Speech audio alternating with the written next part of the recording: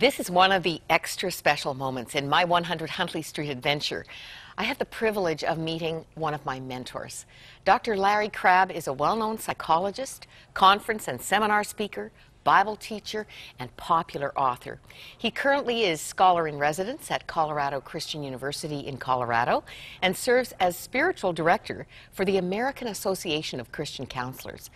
Dr. Crabb and his wife Rachel live in the Denver area, but he's going to be right here for the next 2 weeks of some very special programming. So we're going to take some time to get to know him.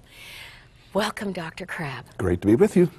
First thing I have to tell you is that almost 30 years ago, I prayed, I said, Lord, help me to see what people are not saying.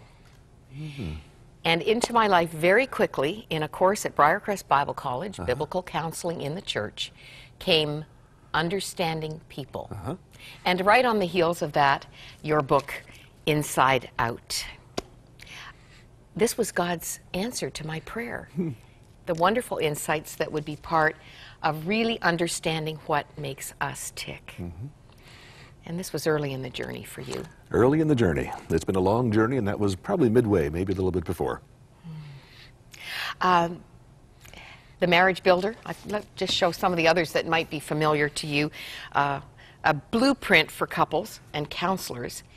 I think, in the book I don't have here, Connecting, signals a major paradigm shift that created a ripple in counseling circles, Bible colleges, seminaries. Everybody heard that something had happened to Larry Crabb. What happened? A lot of things have happened to Larry Crabb across a long journey.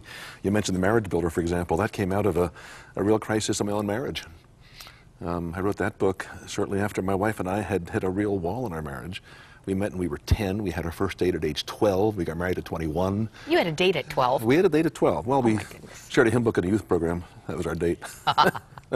Her maiden name was Rachel Joy Langford. Her married name is Rachel Langford Crabb. So when she married me, I took the joy out of her life and made her a Crabb. Oh, dear. Are you really blaming yourself? Well, that's not total truth. No. But, we're doing fine with 43 years. But that book came out of a personal struggle in our marriage, as most of my books have. And there are a lot of things in your life that, well, for example, my sister-in-law came here today specifically to meet you personally because when she took the Grief Share program that some of our viewers will be familiar with, you were one of many professional counselors who spoke into that journey. And as she was being teased that you were her boyfriend because you made the biggest impact in her recovery after her husband's death at 57. I didn't know that you lost a brother in a plane crash. In a plane crash. He was flying standby, the last one to get on. He was a psychologist as well. From Denver to Colorado Springs, the plane crashed, and all 3 crew and 21 passengers were killed that day. And I think that was the beginning of the shift that you refer to. When I lost my brother, that was the first obvious, heart-wrenching tragedy of my life of that proportion. And to watch my parents bury their older son. How old was he? He was 51. And it was obviously incredibly painful and difficult. And I recall about 3 or 4 weeks, perhaps, after the memorial services and after all the things that happened after a terrible death like that, I remember saying to my wife one night at midnight, there are tears I have not yet shed, and I don't know what they are. And I got up in the middle of the night and went into my room and got my Bible out looking for answers, and I just couldn't find them. And I got so angry. And then the anger gave way to tears, and I just fell on the floor and sobbed for probably half an hour. And I prayed a prayer that was pivotal. And pivotal in, I think, my shift from where I've been to where I am now. And the prayer was very simply put, but it came out of my soul.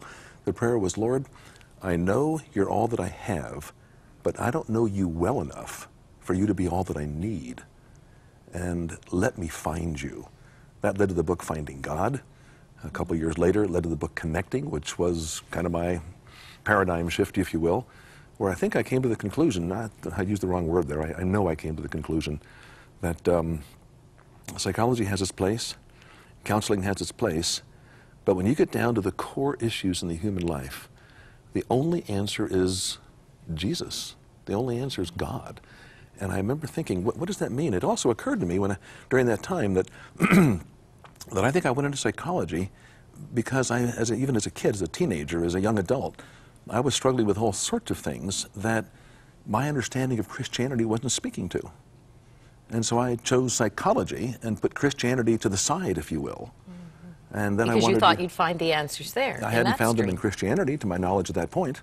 So I looked to psychology for all the answers that my own personal struggles and all the rest of it were involved with. And after my brother's death and some other things, after a struggle with cancer that I had about 12, 13 years ago, I've reached the conclusion that beneath all of the things we call psychological problems, there ultimately is a spiritual struggle.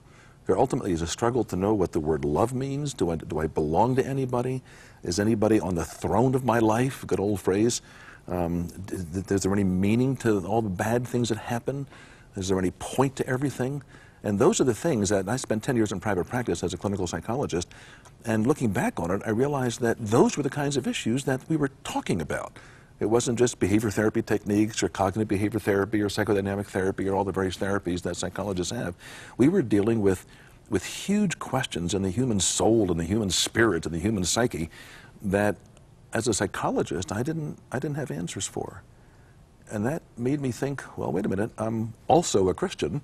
And then I thought, there is God. Maybe I better drop the thought of being also a Christian, and by the way, there's God, and see what on earth this all means. What is the gospel? I feel I'm 65 years old, and I'm kind of tingle as I say this next sentence that occurs to me.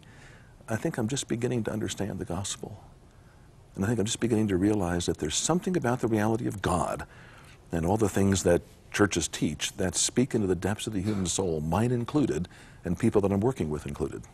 Well, obviously, what you've discovered and the change that has resulted is highly respected because you're spiritual director for the American Association of Christian Counselors. Yeah. You're the man at the top. Well, you're inspiring so many others to take this journey.